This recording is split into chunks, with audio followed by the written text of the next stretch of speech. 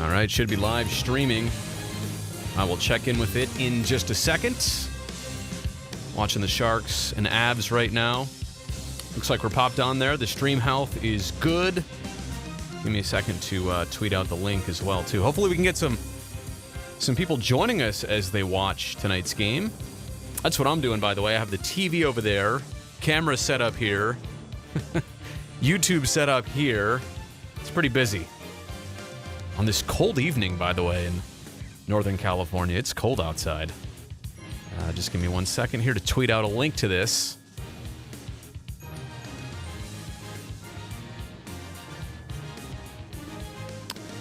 YouTube stream right now. How'd you like the music, by the way? Join my live YouTube stream right now.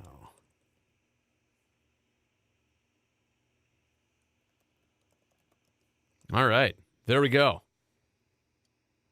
Apologies, I'm a bit distracted as I close everything up. And yeah, there we are. Live on YouTube.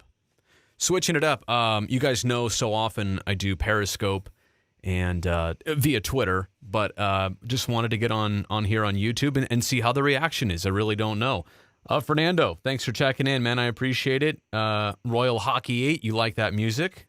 It's the NBC Sports Hockey theme song. Sharks up 5-2 right now. I've really enjoyed the first 40 of this game. Fun to watch. Felix, hey, man, how's it going? I'll tell you what, one other thing I'm noticing here, the heater's making a lot of noise, and it's bugging me. Give me 1 second.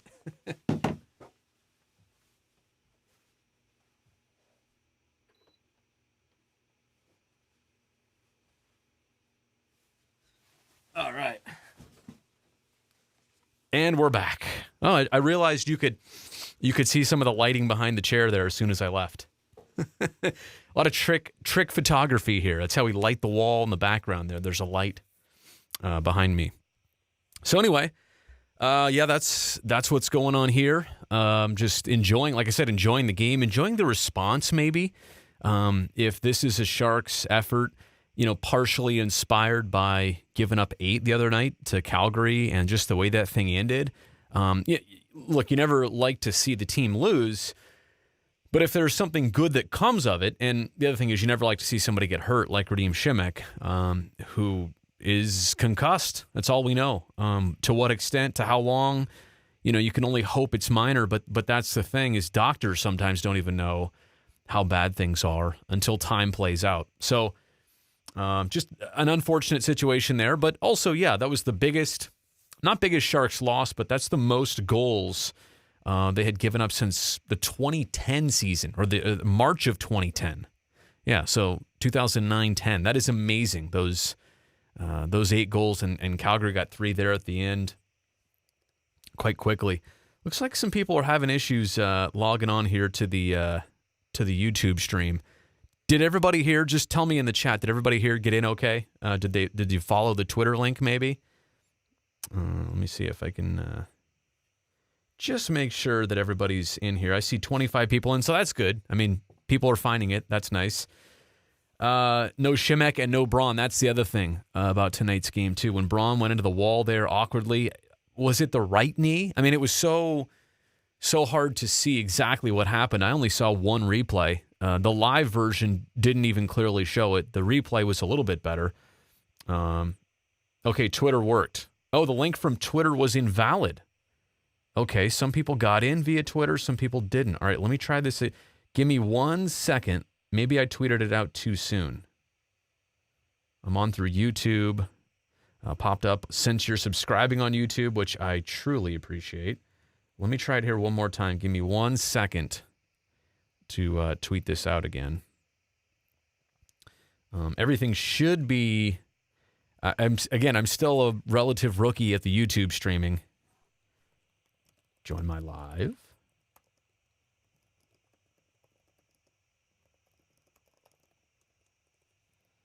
Okay. Try that. And you know what I'll do? I will delete the old one just in case. Just in case there was something wrong with it.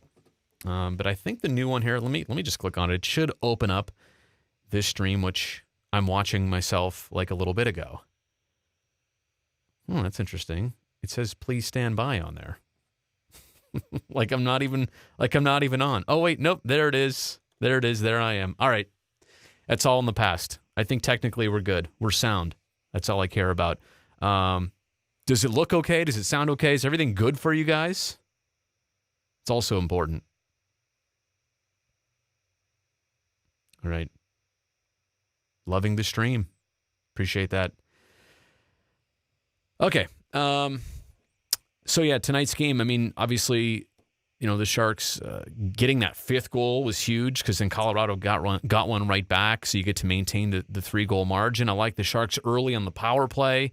Like to see Karlsson continue to stay involved. 11 straight games now with a point, with an assist, I should say. I mean, he's not looked this comfortable this long, clearly, and the points and the streak reflect that, but it's so refreshing to see at about the halfway point. Tonight, again, is game 42 on the season, so this is the point where I'm realizing that I wasn't even on there. That's what was going on. I'm so sorry about that. It said, please stand by, and I wasn't even on camera. I should have put that screen up when I went to go turn the heater off. See, I'm learning all this stuff. This is kind of like a post-game show, and it is live, but it's not post-game live because I'm the only one at the controls. I was wondering, why does it say, please stand by? And I'm on. And I wasn't on. So I apologize for that. You guys are realizing. Yep, there I am. I'm figuring it out. Sorry about that. Yeah, it's kind of like leaving your lens cap on. You're absolutely right. It is. All right. So what I wanted to do here was just kind of watch the rest of the game with you guys. And again, I'm more distracted than ever with a lot of this technical stuff.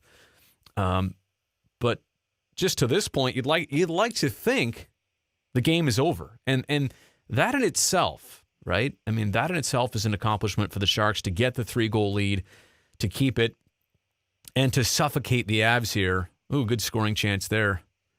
And that's the other thing is I don't want to give anything away. I might be watching a different feed than you are, and I don't want to be ahead and ruin things for you. So I'm going to try and not speak to specific plays, or I'll give them a little bit of time to make sure everybody sees them on TV by yourself first.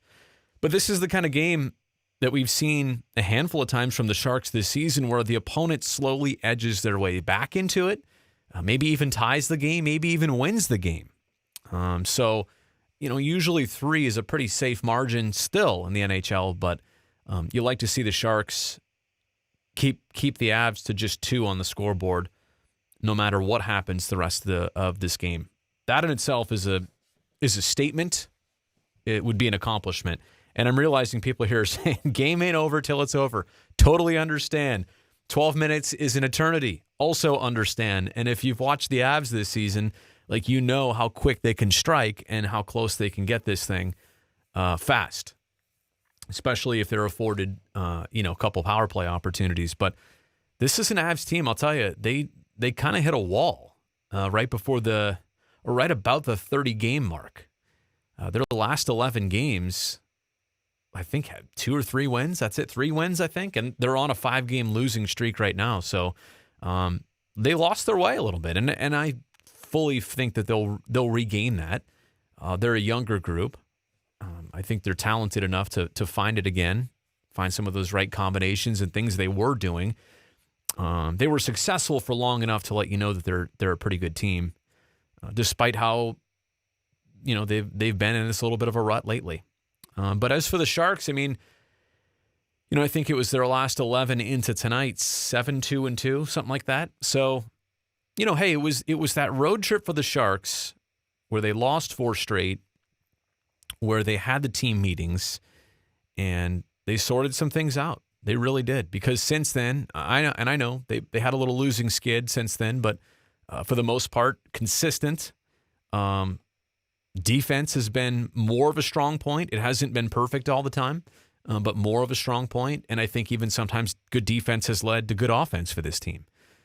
So they're definitely latching on to something here right at about the halfway point of this season. And again, I know so many of you and me and us had the bar set exponentially higher maybe than we should have right out of training camp, right into the beginning of this season. Hey, you got Erik Karlsson and you just re-signed Kane and you pretty much have everybody else back, with the exception of maybe Tierney and DeMello. So you should be a great team. And yeah, that's right. You're right on paper.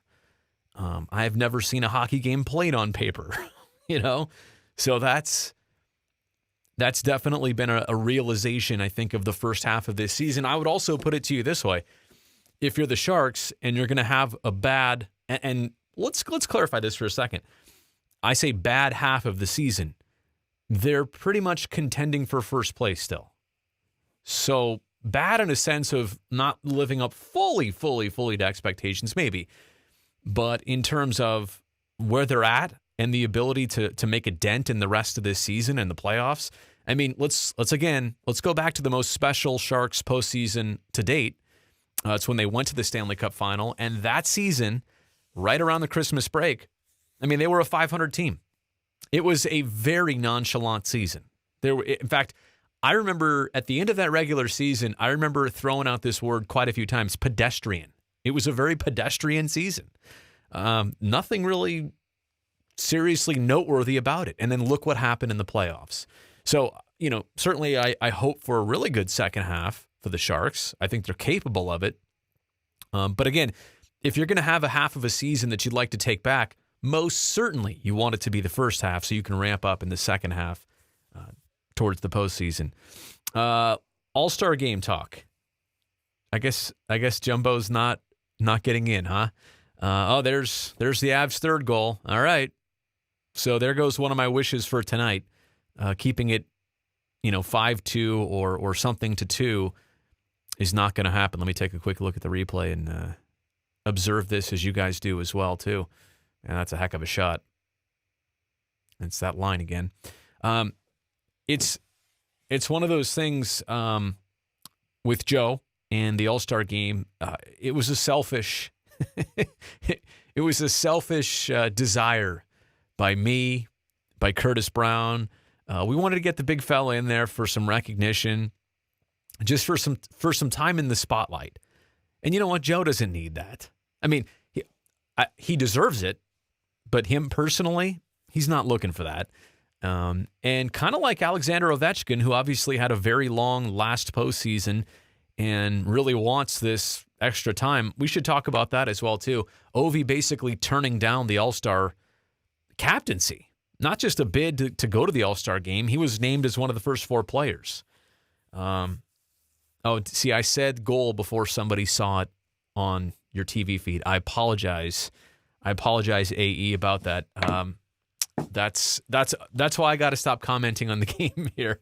Timing, I know, and I'm watching most likely a different feed than all of you guys are. So I apologize about that. We're. Again, just closing out the All-Star stuff. Would have been nice to see Jumbo honored. I think a lot of people fully expected Burns to be there. He is. Fully expected Pavelski to be there. He is. And, some commentary on Erik Karlsson's representing the Sharks. And it's interesting. I'm not going to lie. It's interesting. And I'm not saying he doesn't deserve it. I'm also not saying like he's... he was a no-brainer. And it's just because of the first half that he had here so far. Was he good with Ottawa last year? Yeah, sure. And I also think the All-Star game in any sport, if you're going to have it during your midseason, then some of it should go back to the second half of last season, since the last time the respective league held an All-Star game. So some of it is his work from last year. And it just, but look at him right now. The guy's a point-per-game player, and if you believe in the trend of the rest of this season, he's going to be one of the most important Sharks as designed. So, again, it's interesting. I don't really have a stance on it one way or another. I'm also not fully surprised by it, too. This is a high-profile event, and the league chooses its players, with the exception of the last man in, which we should also discuss. and the first 4 players who are the captains who are voted in. The league chooses the rest. Oh, you know what? I should update the score. I'm just realizing that too. Give me 1 second here. See, this is the thing. I have the wrong score on the screen. Oh, nope. Let's go 5-3. There we go. All right, you guys tell me if the right score is on the screen now. See, I have a couple of different screens to choose from, right? Like we can do the info over here on the side of the screen, or we can put the score down at the bottom of the screen. You see a little bit more here of the studio. And then when I was screwing up before, I had it on the standby screen, and I couldn't understand it. But see, there's some fancy stuff in there. A little transition for you. I know a lot of production people are getting excited about that. All right, Alden, I apologize, man. You must be way behind on the feed, and that you still haven't seen the Avs goal. You might be like rewound a little bit, because that happened a bit ago now. Oh, did it say 5-6 on there for a second? Yeah, I accidentally typed in 6. Oh, man. See, I'm telling you, I'm working out so many little tweaks here. AJ, what's going on, AJ? Carlson had more points over 8 games than any other Shark, and he was suspended for 2 of them. No, I mean, look, Carlson's presence in the All-Star game, not terribly surprising. Like, I don't think anybody's caught off guard by it. But let's transition the conversation to like Logan Couture. I mean, the guy fully deserves it. Led the team in goals last year. One of their, over the big picture, most consistent, most well-spoken players, team leader, no doubt. Been an All-Star before, so it's not like he hasn't been recognized at that level yet. I hope you guys crush the vote for Logan. I hope he gets in there. And the other one too that's interesting is, Timo Meier. He did have 21 goals last year, and is on a pace of maybe even doubling that this season. Looks like the Sharks just take a penalty. They did. Oh, there I go again, doing the play-by-play. See, I got to stop with that. I really got to stop with that. It's not fair for those of you who might be on a delay. You want to hear, Felix, I'm sorry, you want to hear my take on what? I'm going to get more involved here in the chat, you guys. I've said, I've said some of the stuff I wanted to talk about, and I do have a lot more, but I also want to make this very interactive here on YouTube. But yeah, Logan and Timo Meier for me for the All-Star game. I feel like, those guys should be in the conversation. And obviously Logan very much is. He's on the brink of being an All-Star. So I find that interesting. Perhaps you could put a vote link on LoganCoutureFanclub.com. I have to approve that comment, apparently. If you go to LoganCoutureFanclub.com, by the way, which I own, it takes you right here to YouTube so that you can subscribe to my channel. That's the dirtiest thing ever, right? That's the other thing I forgot to bust in here.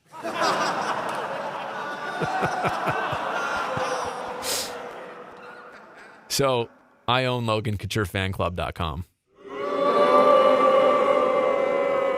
You guys aren't booing Logan, right? You're just booing me for that. It's like I got thrown under the bus. Too many sound effects. All of a sudden. Where has Curtis been? You know what's funny? Seth, we got to talk about that lack of suspension. Yeah, I tweeted a little bit about that earlier, so we can circle back to that. Curtis has been with the Junior Sharks, and he just called me right before I signed on here to YouTube, so he is alive. That's all I can say. Do I think the Bay Area news media will have more coverage of the All-Star Weekend when it comes around the corner? I do, Felix, but I think it'll be more reactionary, like in the moment. Like I think you'll see it Friday night and Saturday, and that's pretty much it. We're planning to do a whole Sharks Central episode on just the entire 4 days, including the fanfare. It really is. It's the All-Star game coming to San Jose, but truly it's the All-Star weekend. Thursday, Friday, Saturday, and Sunday, with the main events being Friday and Saturday at SAP Center. My website is not secure. Uh-oh. I don't even know what that means. Thanks, V-Dub, but I'm not exactly sure what that means. Yeah, Dylan is in the box. You guys see it too, so I feel safe saying it. And this is what we were talking about before, right? This is an Avs team that can strike quick. And like I said, also, especially if they're out there with an extra guy. This is a critical 2 minutes of the game here. About 90 seconds left in the power play. The lack of suspension on Sam Bennett, and I mean everybody now too is looking at the Jamie Benn hit, right? Everybody's going to evaluate that and what kind of maybe discipline we'll see. But I think what just gets at me is that every hit is so different. Like there's no question that you can't sit there and truly compare one to the next and say that there's identical aspects of the delay time between, a person passing the puck away and physical contact, or the angle, or, I mean, they're all so situationally different in the moment, the angles, the intent. I tweeted this out. You know what? I should just go read my tweet because I liked the way I phrased it. No two hits are ever the same regarding game situation, timing, angles, intent, and injuries. And I feel like all those things should be considered when, the NHL thinks about discipline. But apparently, the score and the time left in the game don't matter. I mean, just think about what happened. And you'll see it on TV in just a second. This is one of those things where if you just look at the scoreboard at the end of that Calgary game and what happened, and I understand Aaron Dell threw a stick out there too, and you can ask Kyle McLaren, who was right next to me when we both saw it. I immediately said I don't like to see stuff like that. I don't, and not suggesting anything for Dell. Certainly, if we know Bennett gets nothing, then Dell should be praised for that, if that's the standard we're going by here. But my point is, there's just no standard right now when it comes to discipline. And like I said, no two hits are identical. There's some similarities, and but there's also no baseline. That's up to the league to create the baseline of understanding and expectations. I'll update the score maybe now that you guys have seen what's happened here.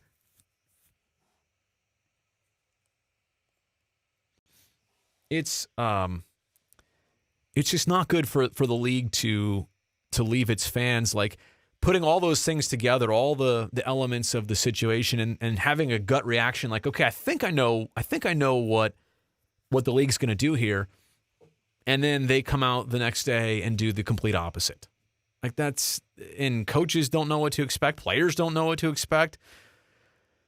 And the other thing is, I mean, what did the league do in terms of opening up the door for February 7th when the Sharks and Flames meet again?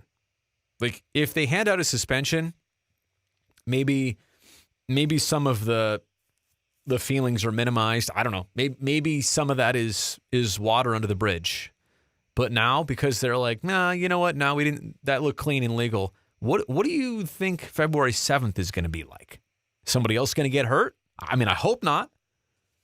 But are you kind of setting yourself up for that? I think so. 4 paws up for hockey, by the way. Watching, working, and listening to the game, and watching the YouTube stream. Wow. Thanks for sending that to me on Twitter. That's a lot of screens right there, including YouTube, which I do appreciate. The fact that you have 4 screens is impressive, all working at the same time. All right, so 1-goal game. Avs pulled their goalie. They're going to have basically the last 2 minutes here with the extra attacker. I wish it didn't get this interesting. This is what I was, a bit concerned about. And now, I mean, go back to the radio goal now. At the time, it just, added insurance. But now it's set up to be the game winner optimally for the Sharks. And I think, too, if you look at the last, here's another stat, too, about the Avs. In their last 5 losses, the most recent 3 have all been 1-goal losses. So just leave that out there for you. They're slightly accustomed to this situation. Alex, guess we needed the 4 insurance goals. I mean, hey, that's the thing about this league. And especially, you know what, if tonight were the Sharks and, let's say, Arizona, it's a different worry, right? Like, they're still an NHL team and talented players, and you still have that concern that they could come back on you. But against a hungry team like the Avs trying to snap their losing skid on home ice, this is exactly why you don't take anything for granted. Why you keep patting on as much as you can and should. AJ saying it's time to sign Kyle McLaren to a 1-day contract on February 7th. I mean, that's one of those games where right off the opening draw, you might see a line brawl. You might. Wouldn't be surprised. I'm so distracted by the last 90 seconds here. This is going to be some of my worst 90 seconds of streaming, just because I'm all eyes over on the TV screen over there. If you see me collapse suddenly, you'll know why. I'll try not to give it away. By the way, I also have a sound effect. You know what? Maybe I should just remain quiet here for the final 60 seconds of the game. Here we go.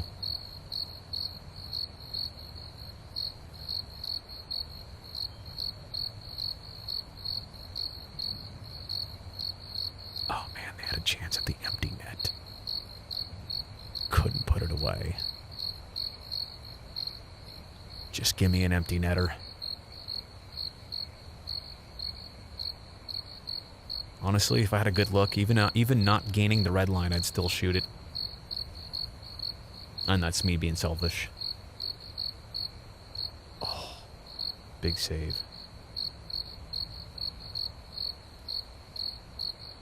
"20 seconds. Only 3 seconds left in my sound clip here. Oh!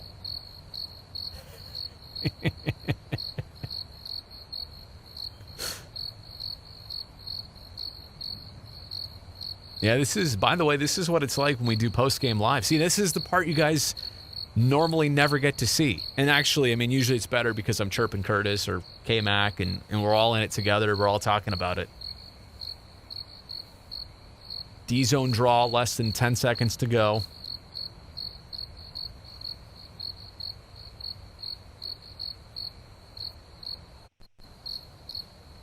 Got to keep hitting the cricket sound effect. It only goes 45 seconds.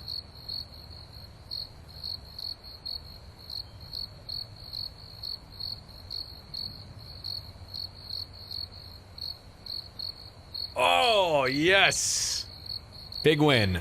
Huge win. Simple as that. Oh, let me take the echo away. Boy, I'll tell you what, I did not expect that game to turn out to be that close. But we can now say to final 5-4.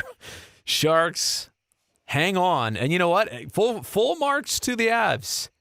They put their best foot forward there in the final period. But that's now 4 straight 1-goal losses for them. Wow. And 6 straight losses total.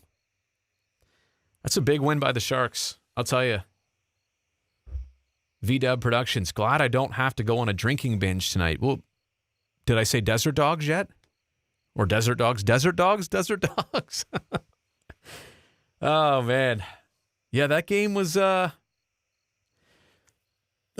lot more interesting, like I said, than maybe through 40 I thought it would be. So, all right, now that that's done, I can stop with the distractions. Maybe what I'll do here is if there's the opportunity to play you some post-game interviews. I know Pierre right now is talking to Pavelski. I can't play that. I'm not set up for that. But if I have the opportunity to play any of that for you here, if it comes into me, then I will definitely play it here right on the YouTube stream. But as for now being, well, we're in the second half of the season. Tonight was game 42 of 82.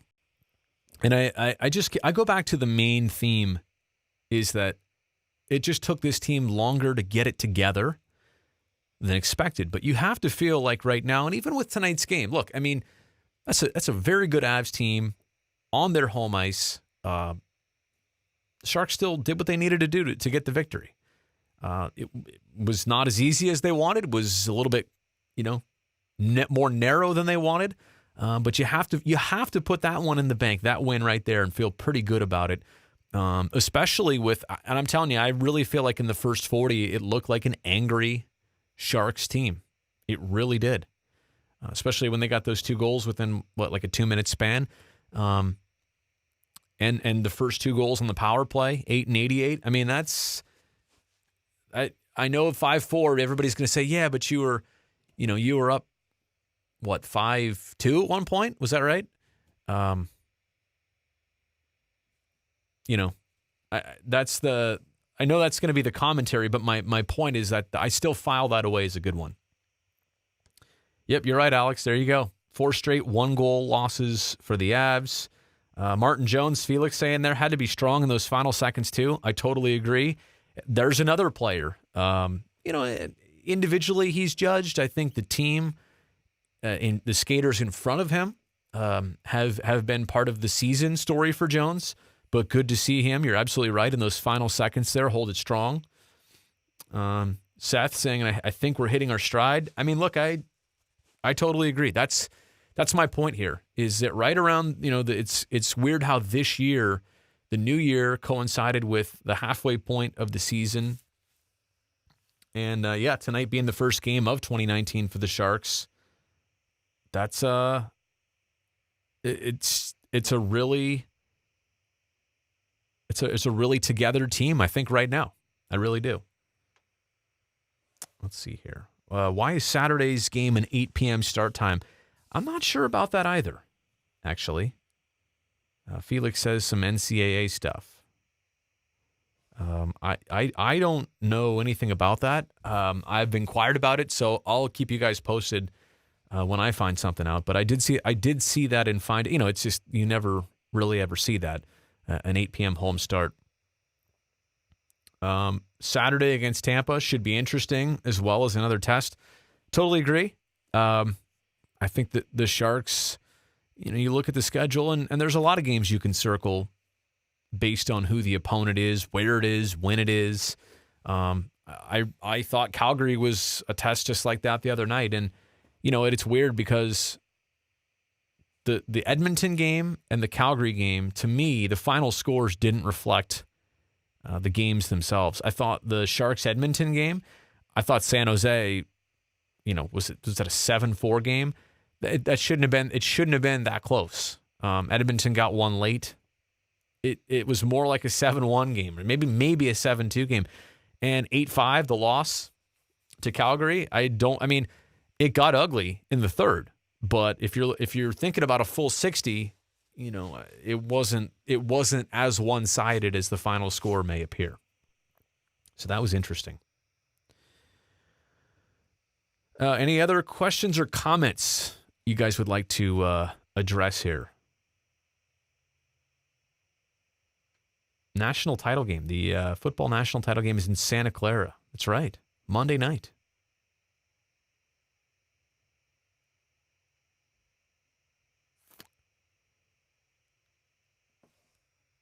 Here I am just reading the chat. This is an awesome stream, by the way. Me watching you guys chat and not saying anything. Oh man, I feel like because it's a national game, I feel like I should drop the theme music on you. Of course I have that. I got everything over here. Good live stream. Thank you, Robert. I'm trying. I'm literally all by myself here. Usually, there's a production crew. There's Curtis. There's Sonia. Tonight, just me here on YouTube. Is there a way to call for more consistency in league-implemented suspensions? And I don't want to make too much of a, we're going to sit here and discuss suspensions forever. I never really got a chance to talk about it tonight on TV because we obviously didn't do the game, but Yeah, and that's what I think. If you want to say that Bennett's hit on Šimek was clean, then we also need to go back to Carlson and say, well, why was he given 2 games? And again, I'll be the first to tell you, no 2 hits are the same, but we have to establish like a baseline of understanding of what is what here. Does time matter? Does intent matter? Does where the contact was made matter? Does the injury of it matter? If a player just stays in the game and plays the next game and doesn't miss anything, like, I don't know. There's so many elements here. All I'm saying, and I'm not the league, so I'm not the expert on this. They are the brain trust, so they need to figure out how to make it so that everybody's on the same page of, okay, I saw that. That's probably a 3 to 5 game suspension. Or, okay, I saw that, and that's probably not a suspension. Maybe it's a fine. Maybe it's nothing. But the fact that some people will look at a hit and say, oh, that's nothing, and it's 2 games. And you'll look at another hit and say, oh, that's definitely 5 games, and it's nothing. Not even a fine. That part is amazing.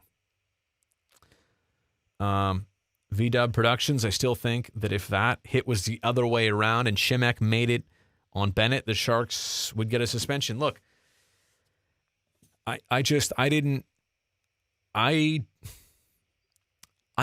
I expected a suspension for Carlson because of like maybe some of the outrage. But I also didn't like it in a sense that if you're the puck carrier and you're skating with your head down and your nose way over the puck, like how's that player supposed to be hit safely? Where do you hit that player safely if they're basically like, it's kind of like the saying getting too far over your skis.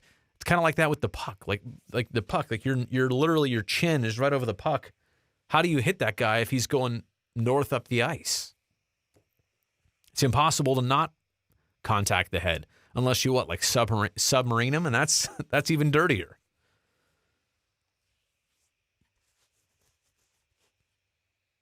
And the other thing too I want to point out is some people were commenting. By the way, my Twitter, my Twitter was an interesting place. The mentions were interesting in the last couple of days regarding the Bennett on Šimek hit. But some people were like, oh, there was 0.5 seconds between when he let go of the puck and the hit, and the league has a tolerance of 0.6 seconds. And you know what's crazy is like, okay, I work in TV and we have all the feeds and I have access to that stuff, but I'm pretty sure the person and people telling me that had no access to that, and I don't know where they got that from. I haven't even gone frame by frame and measured it out, but that, and then the sentiment of Šimek admiring his pass. Like, it's called 22 seconds left in the game, and you're just in a 3-goal game, and you're just letting the clock run out. You're not expecting somebody to run you like that. You're not. It's ridiculous. Predatory is how Pete DeBoer said it. I'll leave it at that. Who's the Canadian weatherman that chirped me? Tried to chirp me. You saw how that one turned out. Little clapback game there. You guys know I rarely ever do that. I don't like having to do that, but on occasion, sometimes it's got to happen. Alden, love the Dilly interview. Hey man, I appreciate that. And you've been watching some of the long form interviews. That's awesome. How long does it take to prep for those interviews? You know what? I appreciate you asking that. So normally what we do for those, like Shark Central interviews is, we want the interview portion to go maybe 15, 20 minutes. And so I typically plan 12 to 15 questions. And usually we get to about, as we're going, I might cross some of the ones that are not my favorite off because, we're running long on time, or running short on time, I should say. We're running longer than expected. So I usually get to, maybe 10 or 12 questions. But what I start to do is, in the week ahead of interviewing said player who I know we're going to have a chat with, I just kind of let my brain go there on the drive to work one day, or working out maybe, or, and I just start thinking about, if I had the opportunity to really make this interesting, And that's the other thing too, is typically in asking these guys questions, you're going after one of two things.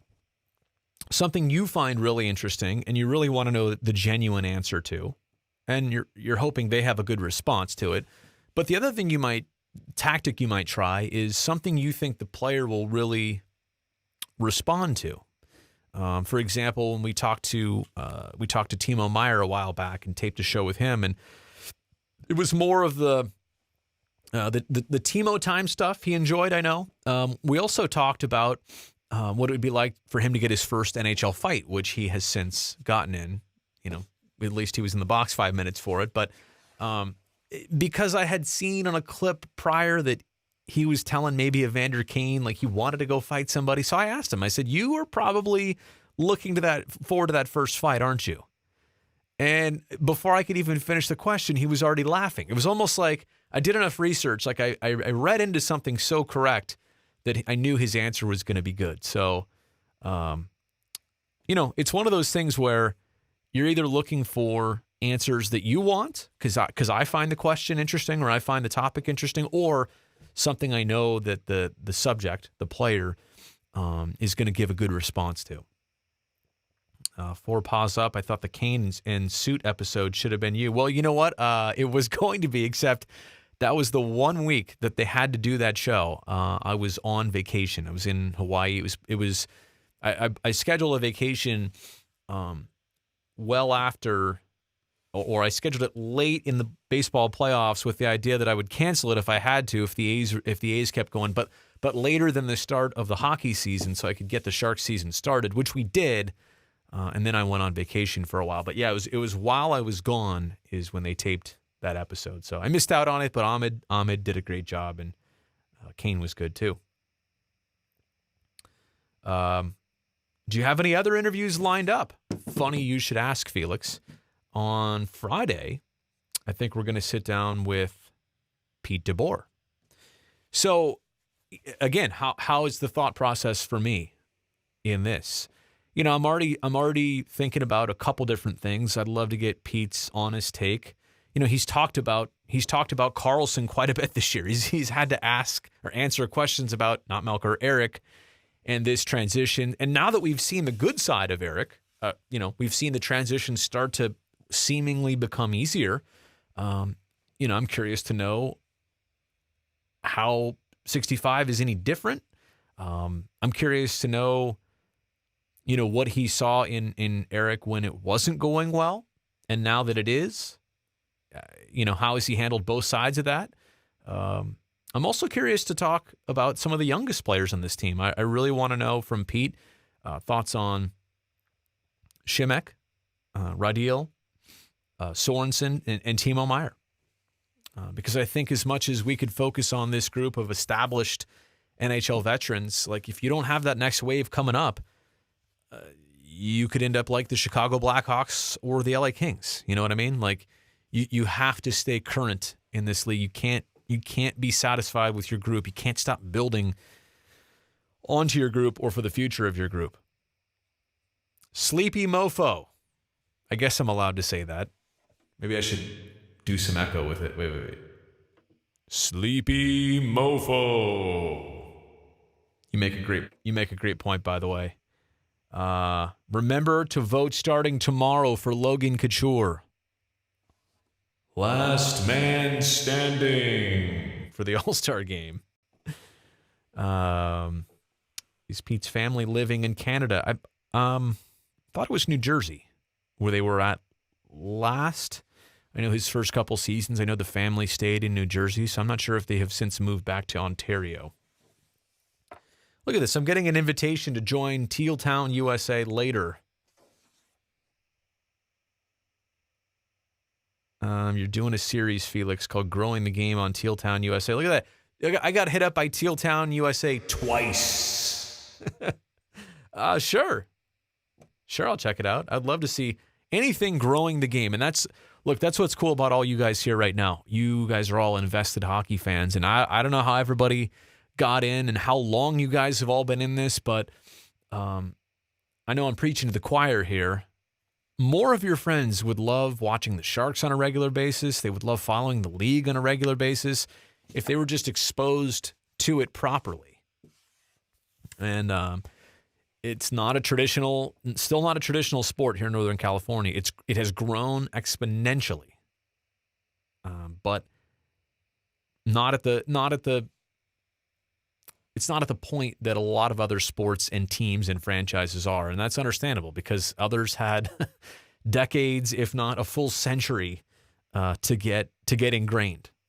And so I really feel like the Sharks and hockey, just as time goes on, it's crazy. Like they're coming up on 30 years now of existence, and you watch in the 30 years, and I said this at their 25th anniversary.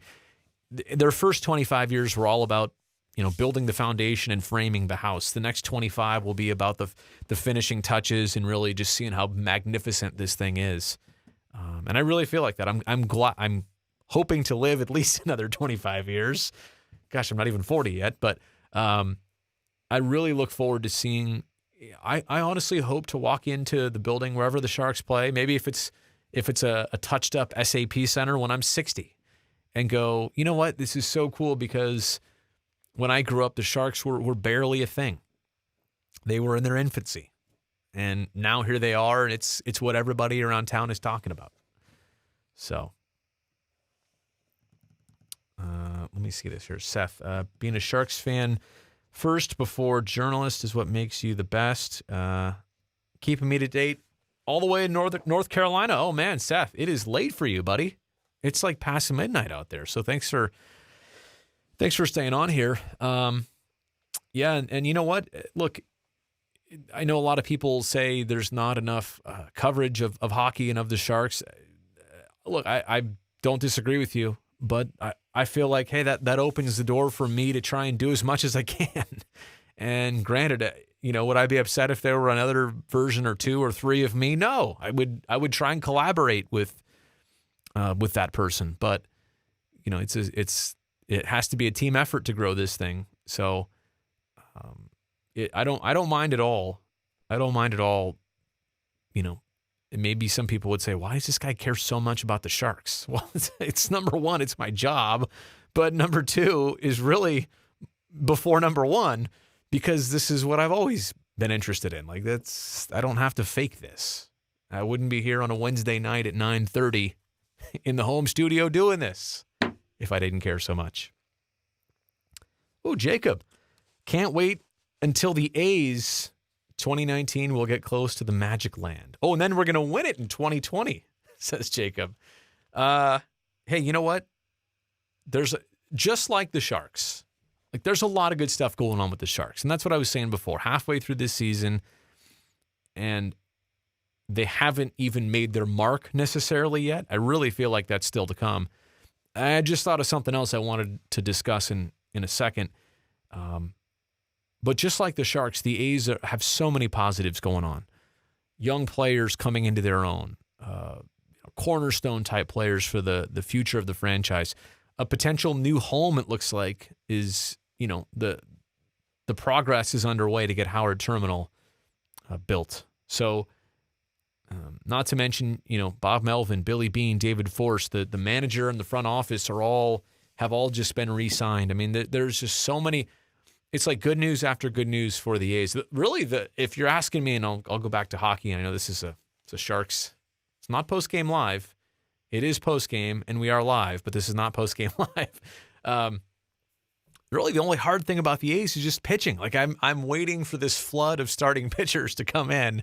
But you know what? I will save all my best thoughts on that for a future podcast. I do want to put that out soon, talking about the A's of 2019. I also want to put one out about the Sharks of 2019. Like do you guys think about this calendar year for a second? 2019, hopefully, brings us some concrete news on Erik Karlsson, right? Like Doug traded for him, and Doug Wilson was in Ottawa to like seal the deal and smooth everything over and to welcome Erik into the franchise. And like you would think he wouldn't have pulled that string unless there was some idea that re-signing him was a large potential.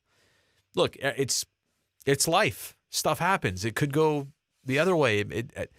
I'm just saying, though, you'd like to walk out of there or fly out of Ottawa thinking, all right, I just traded for this guy. He's pretty happy about this.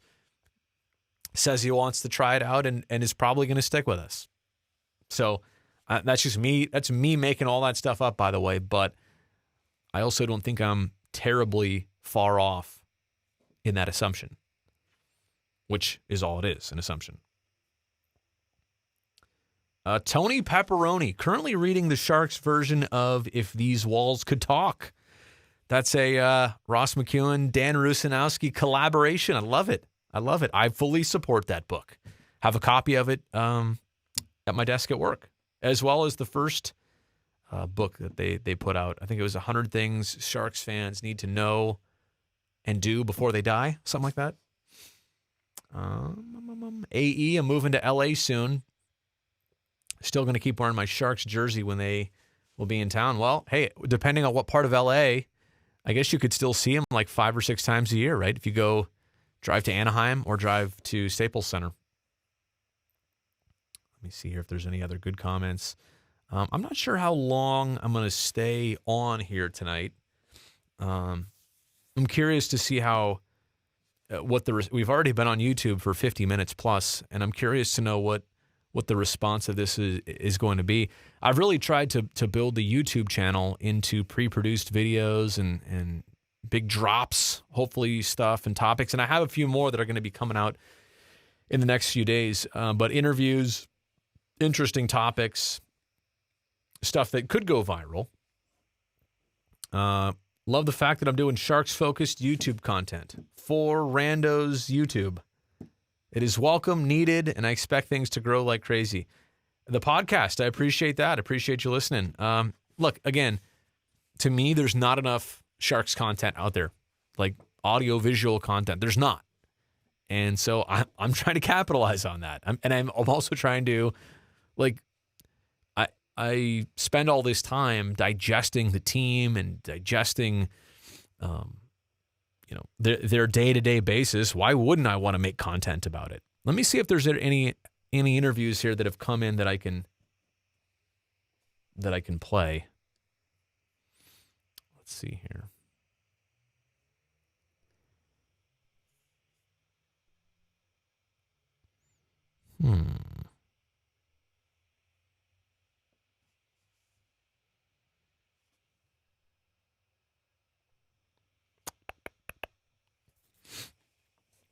Trying to get to the Sharks interviews here. Give me 1 second. Doing this on the iPad.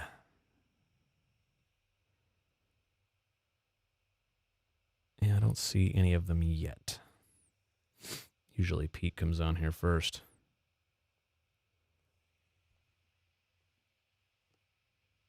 And of course, the internet out here is terribly slow. Not for the YouTube stream, but for my iPad because it's on the wireless. Well, thought I had some stuff, but apparently not. So, anyway. Do I think Timo is going to pick up his production? Yeah, look, I mean, overall, I think he's going to have a few more bursts. I still think that it's, his second full season in the league. And he got off to such a red-hot start that it'd be impossible to keep up that pace. But look, if Timo could flirt with 30 goals this year, so he had, 21, I think, last year, and he could step that up to, or let's just say he gets into the 30s, 30-something, like 32, 33, that'd be awesome. 37.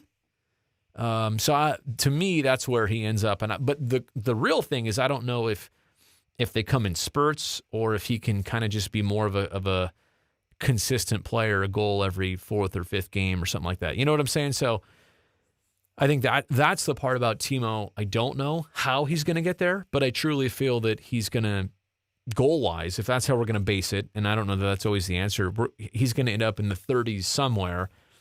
And I also think, too, that there's 3 players that I like their power forward game: Kane, Hurdle, and Timo. when those guys put on some of the power moves, whether it's the wraparounds or kind of beating somebody on the outside and kind of using their body and reach and getting a good shot off, like, on a breakaway. I love that part of Timo's game. I love when Kane plays that way, and I love when Hertl plays that way. So for me, it's you look at production. Sure, I mean, that's how I measure them, but that's how everybody measures a player. But I also prefer to just watch him and say, all right, I'm starting to see, like, he looks like he's going to score a bunch of goals. Tony Pepperoni, watch Timo explode past the Choo-Choo Train record of 56. I'll tell you who might do that. We haven't discussed Joe Pavelski hardly at all tonight. 24th goal of the season. I mean, it's, I got to be honest, it is special to watch Joe do this in a contract season, to watch. Let's listen to this. To the outside, a shot by Rantanen and blocked in front. 3 seconds left. It's centered, taken care of by Hertl. One more chance. Jones says no at the horn. Jones says Nathan no. McKinnon had it on his stick. Well, it was action-packed to the end. No question. Face-off win set up all the last-minute heroics or potential heroics for Colorado. Good job keeping the play alive. You see Joachim Ryan bat the puck away, and then on the back door, opportunity for Nathan McKinnon. I got yelled at because I said Colorado. Apparently it's Colorado. Colorado? What a save at the buzzer by Martin Jones. It was a huge save. It was a bunch of saves in the last couple of minutes, especially when they pulled their goalie and had the extra attacker out there. I mean, that was a good showing at the end by Martin Jones. What do you think of the Sharks getting 3 All-Stars? Oh, I thought it was all 3 stars of the game tonight. I was like, is that true? I doubt it. No. They got 2 of them, though. Bernsey was number 1 and Pavelski was number 3. Man, Bernsey had 3. Both guys had a goal and 3 apples. Holy smokes. Yeah, and I mean, here's how I really feel about it.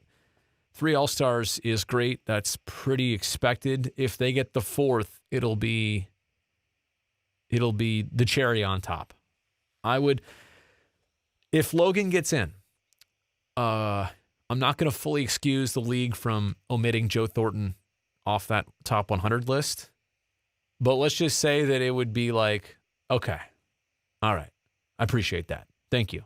You know what I'm saying? Like, it would be you scratch my back, I scratch yours type thing. I would, I would appreciate it. I would. And Logan would appreciate it.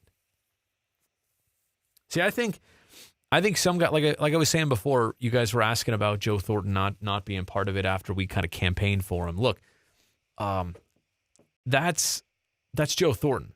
But to a guy like Logan, it means a lot more, right? And he can physically endure. He doesn't need all these guys need a break as much as they can, but they're all going to have the entire Sharks team after the All-Star break is going to have 5 days off entirely.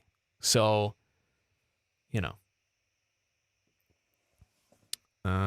what do you see happening at the trade deadline? Is Doug going to make some moves? You know what, Steve? That is a great question. I feel like though that is best answered at least at the end of this month, because the group as designed didn't really start to emerge, until December. And that's fine. Again, they're okay. Let's evolve our Sharks thought to this. Maybe it's just a late blooming Sharks team. October, November weren't where they wanted to be. Something was different. Something was off. And maybe they're not fully out of the woods yet in that regard. But I really feel like now that if you're Doug, you worked so hard to get this group looking like this. And I don't just mean acquiring Erik Karlsson. I mean, like, having Šimek and literally not sending him back down to the Barracuda because you'd have to expose him and he could have got picked up by another team. So to basically sit a player until the time and the opportunity was right in the NHL, I mean, there were some grand plans to have your team, kind of shape up this way. And yeah, they probably underperformed the first 6 to 7 to 8 weeks. But here they are now in December and into January, and let's ride this out now. So let's see what the second 2 months of the season look like. October, November in the books. Let's see how December and January shape up. And then I think you start talking about moves and trades and potential stuff like that. As of right now, if this group continues on the trend I see them on, I'm not talking a whole lot about trades. Now, when I say that, in the last couple of years, look at some of the most impactful moves that Doug made. Things like Eric Fair coming in, or things like Nick Spaulding and Roman Polak coming in a couple seasons ago. It's one of those deals where if you can do small moves that you think that are not obvious, that are not not on everybody's radar, then that's great. And I really feel like that's always on the table. Like Doug's always looking at that type of stuff. But if you're saying that you need to do something, you need to acquire this, the Sharks are short in this area. I mean, look, every team is going to have like some deficiency or some area you could say, oh, they could be a little better there. Sure, even the best teams have that. So like you can't be too nitpicky about that. But if you're looking at the Sharks as a whole, right now in terms of trades, I don't see one area where you're like, oh, that's that part has to be 180 degrees different. Felix, oh wow, I'm still on. Yeah, I'm still here. An hour strong.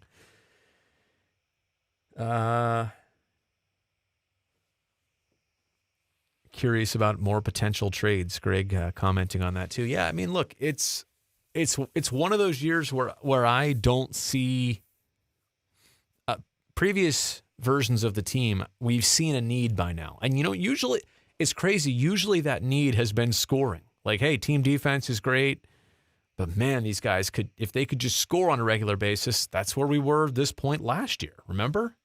Like, let's go back 365 days. Man, this team plays good defense, but like they can't score to save themselves. And they're putting too much pressure on their defense. We said that a bunch. Now we're talking about a team that it's like, yeah, they score okay, but the defense is in and out, or has been in and out. So, again, I don't feel like there's an outstanding need at this point for anything that you need to go do. Will you do something? Will they do something? Maybe. Can they? Maybe. You always have to be on the lookout, but I don't see an outstanding need. Alden, yeah, that's a great point. Justin Braun's injury. I thought it was interesting when Pierre interviewed Pete on the bench and just said, hey, so what's going on here? Because it was obviously a letdown when you kind of saw Braun's body language, and I think he had like Hurdle and Donskoy helping him off. Yeah, I mean, just you can kind of sense in knowing these guys a little bit when they make a certain face that they know instantly that it's not good. And sometimes you hope that they're just wrong in the situation, right? Like it just didn't feel good, and then all of a sudden, okay, it's not as bad as it seemed. But it just had a bad feeling about his knee going into that corner. But I think Hope's obviously ramped way up. Oh, he's back out on the bench, must be good. But the fact that he tried it and it wasn't good, I mean, that kind of still, for me, leaves it up in the air. Like, he could easily miss some time. And I tweeted this out earlier. I'm curious. I'm sure some of you agree with this sentiment that Justin Braun is one of the most underrated Sharks, right? I don't think there's a huge question about that. I think he has been for many seasons, and especially now when you have, I mean, since he's been around, you've added Burns, you've added Erik Karlsson. And even a guy like Shemek comes in and makes an immediate physical mark, and everybody's talking about him. But the conversation rarely ever centers around Justin Braun. And what does that tell you? That he's in there, he's solid, he's consistent, competent. So completely underrated. And I'm just hoping for him, and it's not because you're 2 D-men down now. I just hope for Braun. Hey, knock on wood, injuries haven't been terrible to the Sharks this year. Think about even Joe Thornton. He only missed 9 games with a knee infection. I thought that was going to be a lot worse. Really did. So let's hope that the good fortunes continue. But yes, you're right, Alden. He came back out. Maybe, I think it was 1 shift. I think that was pretty much it. Long enough, the time of a shift. But tested it, didn't like it, and came back out. So, and maybe that's a good thing. Maybe just precaution. Like, what if you tried to play through it? Then maybe you make a mistake, and maybe you hurt yourself further. So, the fact that he came back out and tried it, I agree with Pete. That's probably a good sign, but he's still not out of the woods yet. Tony Pepperoni, my dad is a Devils fan. He would say that Braun would be the number 1 D-man on their squad, and yet he's the 4th best with San Jose. And that's like, I'm not going to sit here and rank people, but I've said that one before about Braun too. Like, you put Braun on a different team, and like the Edmonton Oilers would love Justin Braun. They need defense so bad. And a player like that who just plays defense would dramatically help their team. So, yeah, I fully agree. Are we going to see Suomela coming back up? I mean, I don't know. Radil keeps at it, and now that Hertl is playing center, I don't know that there's the immediate need. Are we going to see him again? I think so. It's just a when and where, and for how long. Let me do a couple more things here, and then I'm going to sign off. I don't want to go terribly longer than an hour, and there's also the other problem of this. My battery in the camera is, I only feel safe about it for about an hour, and we're at an hour and 6 minutes, and it's been on even longer than that. So let me go a few more minutes here.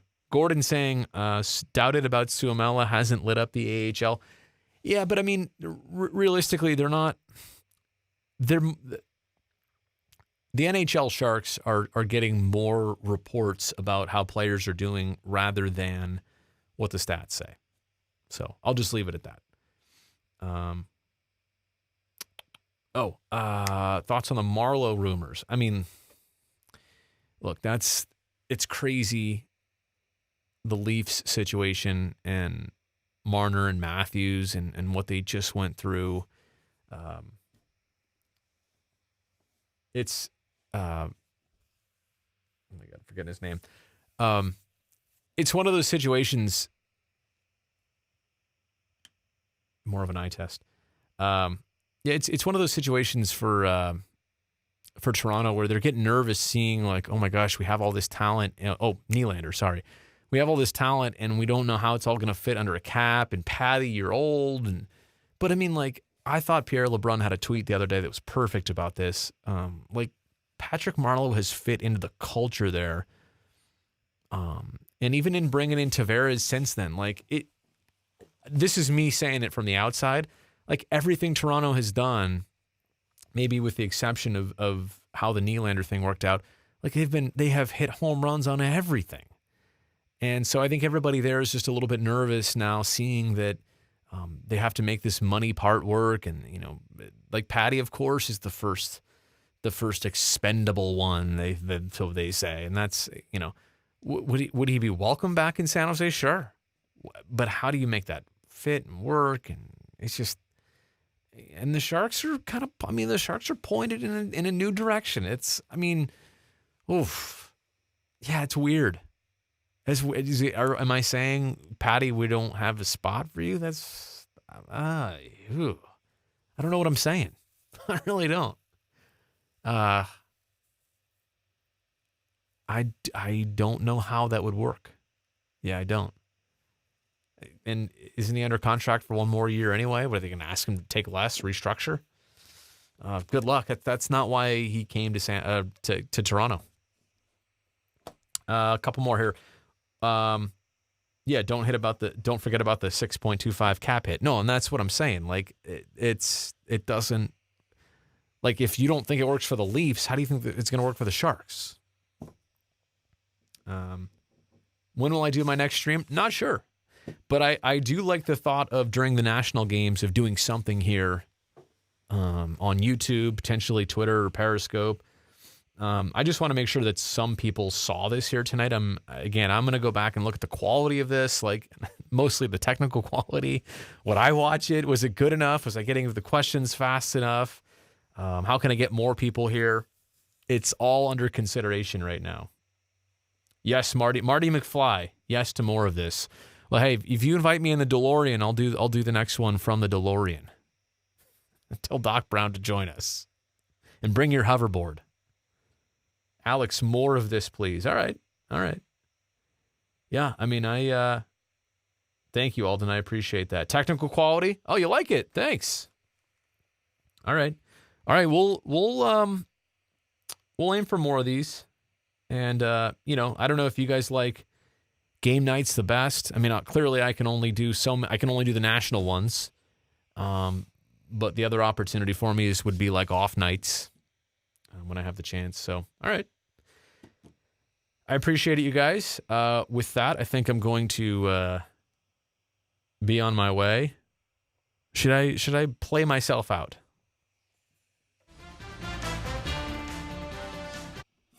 Oh, I can only play one at a time?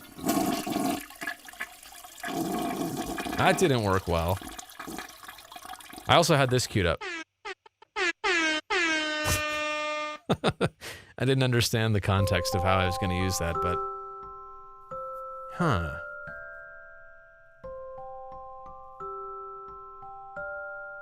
I guess I thought I could play more than one of these at a time. Oh, yeah, there we go. There we go. All right. I mean, I could sit here and play sound effects all night long. Oh, I never got to the, you guys know... Okay.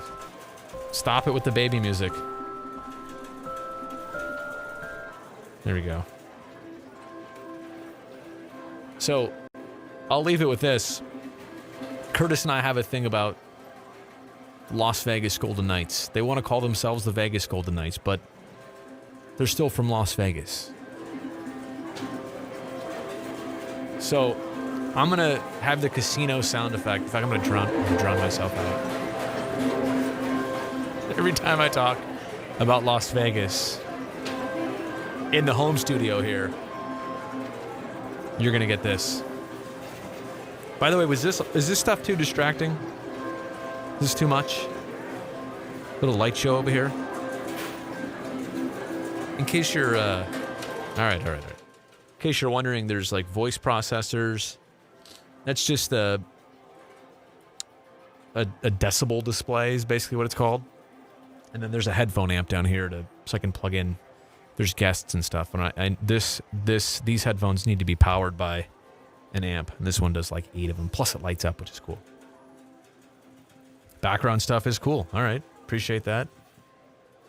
Oh, Puck Guy. Keep it real. Keep it fresh. Keep it real fresh. Oh, Seth, you know that these are compressors. Yeah, it's a channel strip. Compressor, de-esser, enhancer, expander gate. So I can do all this cool stuff. Yeah. All right. Appreciate it, you guys. Maybe I'll go. Are the Teal Town USA guys still on? Was I competing with them? They're probably going to get more viewers than me. They do this regularly, and they're better at it than I am alone. So that's going to do it for me, guys. Good night. Thanks for watching, and I'll see you next time.